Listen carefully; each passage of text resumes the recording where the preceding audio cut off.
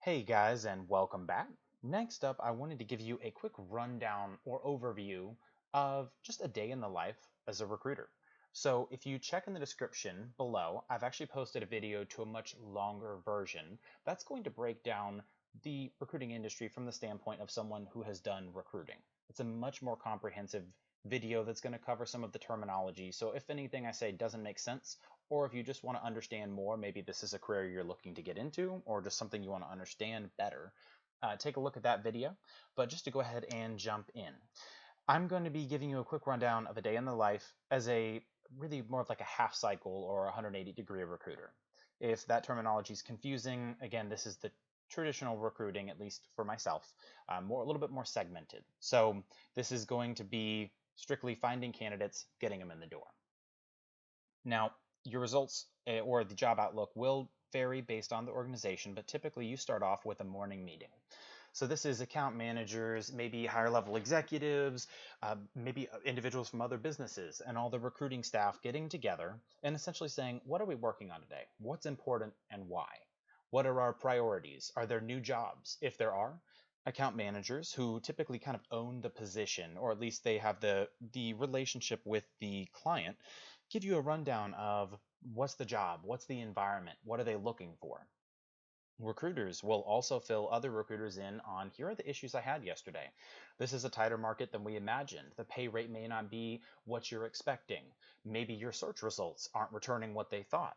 Well, then you kind of have that brainstorming session. These tend to be pretty quick, as the idea is you need to hit the market. Speed to market is really important in this industry. You go over assignments, who's doing what, and then you start recruiting.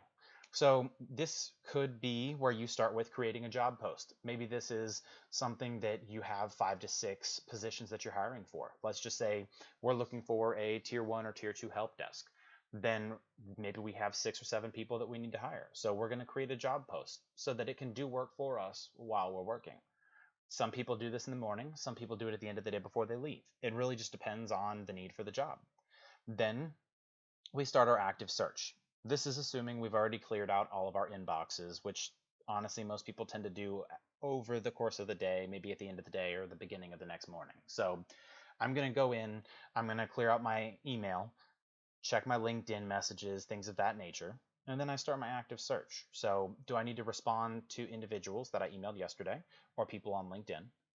I'll go to, depending on the job board of the job, if it's very technical or IT oriented, maybe I'll go to Dice, start my Boolean search there, or ZipRecruiter, Monster, Indeed, LinkedIn. Again, it really just depends on the type of candidate or the skill set we're looking for.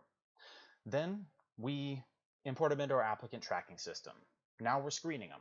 We're calling people. This could be one phone call they picked up, which rarely happens. At least it does not always happen. But let's just say we go ahead and make a call to the first candidate, XYZ. He or she is a great fit. They have all the skills I'm looking for. They're great on the phone, very personable.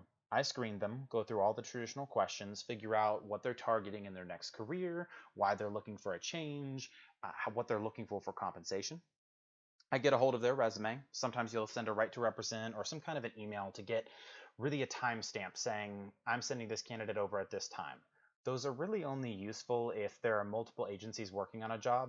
If it comes down to me sending the candidate over and someone else sends the candidate, I have a time-stamped email saying I sent this candidate and they consented at this time.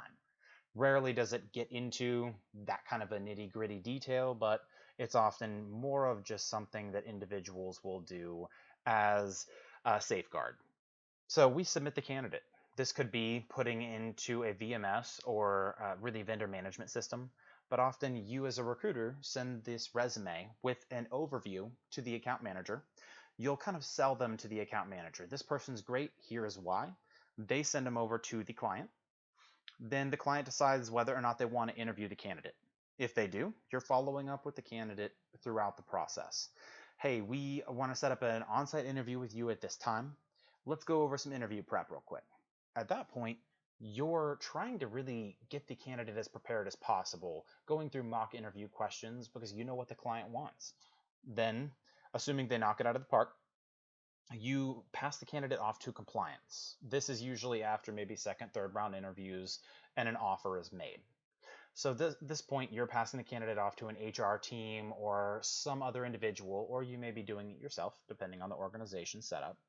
They get through background check and everything else, and then you really will begin your next search.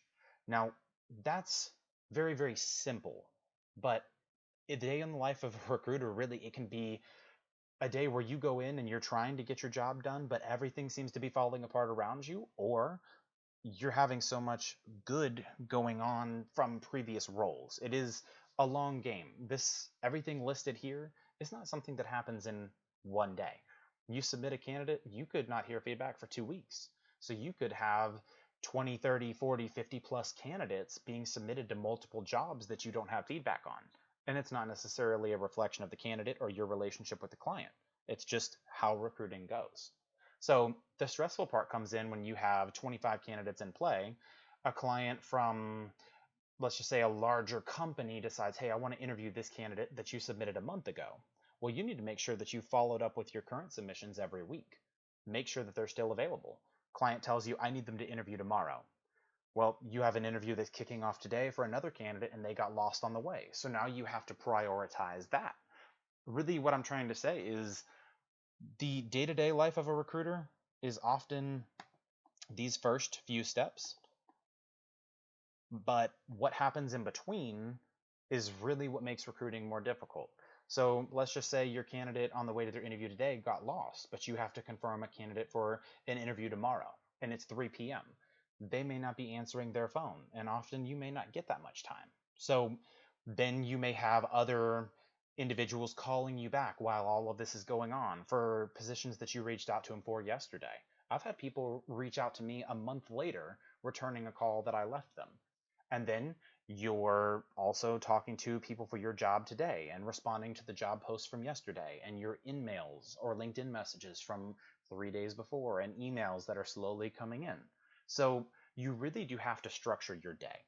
But overall, these are going to be your typical responsibilities, but bearing in mind that you do have to do your damage control. Maybe a candidate went into an interview, got the job, and then stopped showing up. You have to follow up with the employer and do your best to explain the situation. So the essence of recruiting, finding the candidates and getting them in the door, it really is easy only if everything goes well.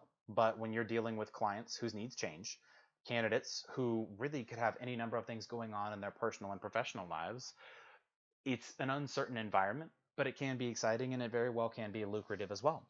Hope you guys enjoyed. If you have any questions, put them in the comment box below. I'd love to answer them. As always, don't forget to like and subscribe. Thank you.